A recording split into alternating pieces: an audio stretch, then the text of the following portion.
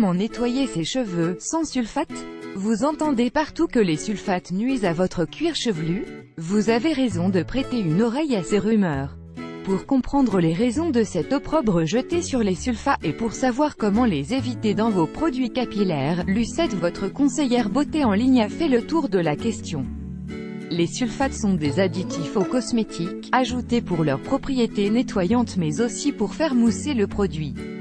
Pour résumer, si vous adorez ce shampoing parce qu'il se transforme en une mousse généreuse et aérienne, c'est parce qu'il contient des sulfates. Le problème, c'est que ces additifs sont irritants pour l'épiderme. Très efficaces pour nettoyer votre peau et vos cheveux, ils sont toutefois décapants. C'est souvent à eux que vous devez les charmantes pellicules qui apparaissent sur cheveux secs.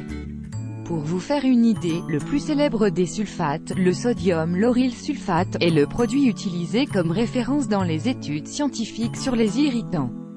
Difficile de bannir ces shampoings que vous jugez efficaces parce qu'ils moussent beaucoup.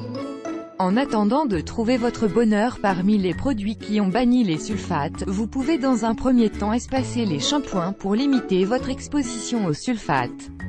Le recours à un shampoing sec peut vous y aider. Je vous conseille d'essayer-le. En plus d'être efficace, il saura se faire oublier avec son odeur discrète et son fini sans résidus blancs. Maintenant que vous êtes convaincu des effets néfastes des sulfates, vous avez décidé de trouver un shampoing qui n'en contient pas. Félicitations, vous n'aurez pas de mal à trouver votre bonheur en fonction de vos besoins capillaires. De nombreuses marques sont engagées dans le « sans sulfate ». Pour découvrir le shampoing sans sulfate qui vous correspond le mieux, vous pouvez remplir mon S.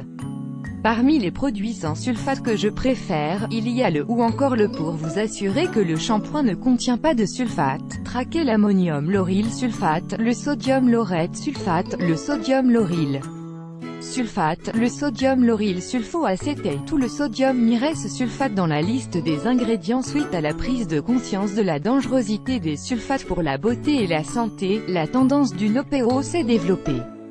Il s'agit d'une technique alternative pour nettoyer ses cheveux. Avec le no-PO, adieu les shampoings et bonjour aux après-shampoings.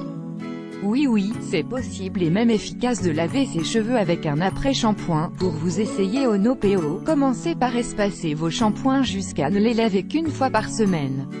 Ensuite, utilisez l'après-shampoing de votre choix. Je vous conseille pour cela l'apostrophe dont la composition est presque irréprochable.